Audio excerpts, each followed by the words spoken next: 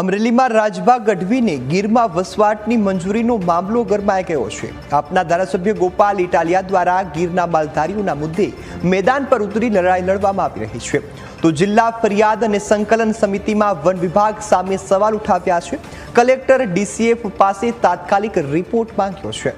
તો 3 વર્ષમાં નેસમાં વસવાટ માટે મળેલી અરજીઓનો હિસાબ આપો તેવું પણ ગોપાલ ઇટાલિયાએ જણાવ્યું છે। નેસમાં રહેવા માટેના ચોક્કસ નિયમો અને માપદંડો જાહેર કરો તેવી પણ માંગ કરવામાં આવી છે। તો રાજભાના પરિવારને કેટલી વ્યક્તિઓ અને પશુઓ સાથે મંજૂરી મળી છે સવાલ પૂછ્યો છે। વન વિભાગના ડીસીએફ બેઠકમાં રૂબરૂ હાજરી રહે અને જવાબ આપે તેવી પણ માંગ કરી છે।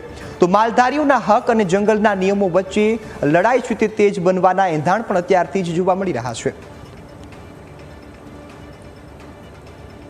તો આપણી સાથે સંવાદદાતા દશરથ ફોનલાઈન પર જોડાઈ ગયા છે। જી દશરથ, હવે રાજભા ગઢવીને ગીરમાં વસવાટની મંજૂરી મળી, પરંતુ વિવાદ હવે તેજ બની રહ્યો છે। અત્યારે ધારાસભ્ય ગોપાલ ઇટાલિયા પણ મેદાને આવ્યા છે, શું વધુ અપડેટ?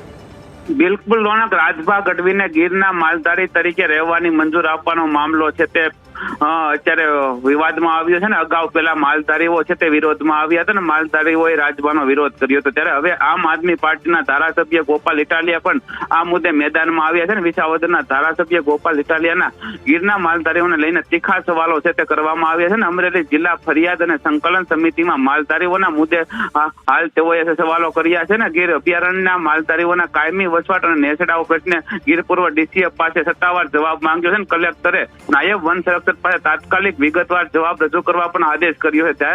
ત્યારે ધારાસભ્ય ગોપાલ ઇટાલિયા ચાર ધારદાર સવાલો છે તે કરવામાં આવ્યા છે, જેમાં ગીર અભયારણ્ય જંગલના જે માલધારીઓ ભૂતકાળમાં જંગલ બહાર ગયા હોય અને હાલમાં જંગલમાં નેસમાં કાયમી વસવાટ કરવા માંગતા હોય તેવી છેલ્લી 3 વર્ષની રેન્જ વાઇઝ કુલ કેટલી અરજીઓ મળી છે, તેમજ કેટલી મંજૂર કેટલી નામંજૂર, તેમજ મળેલી અરજીઓમાંથી કુલ કેટલી અરજીઓ મંજૂર કરવામાં આવી છે, તેમજ કેટલા નામંજૂર થઈ અને કેટલી અરજીઓ હજુ પણ અનિર્ણિત છે તે બાબતે પણ તેઓએ જવાબો માંગ્યા, તેમજ જંગલના જે નેસમાં વસવાટ કરવાની મંજૂરી મેળવવા માટેના ચોક્કસ નિયમો અને માપદંડો શું છે તેની પણ સરકાર નીતિ સ્પષ્ટ કરે તેવું પણ તેઓએ માંગ કરી છે। બીજું જો વાત કરું તો જે ગોપાલ ઇટાલિયાએ વાત બીજું એવી કરી છે કે રાજભાના કાકા હરસુરભાઈ કરશનભાઈ ટાંટા અને રાજાભાઈ ગોવિંદભાઈ ટાંટા મૂળ વતન લીલાપાણી નેસમાં કુલ કેટલા પશુઓ અને કેટલી વ્યક્તિઓ સાથે વસવાટ કરવાના તે પરવાનગી આપવામાં આવી છે કે તે પણ વન વિભાગને પૂછવામાં આવી છે। બીજી તરફ વન વિભાગના ડીસીએફ આ બેઠકમાં જવાબ આપવા રૂબરૂ બોલાવવામાં આવ્યા છે। બીજી માલધારીઓમાં હક અને જંગલના નિયમો વચ્ચે ચાલી રહેલા આ લડાઈમાં હવે દિવસોમાં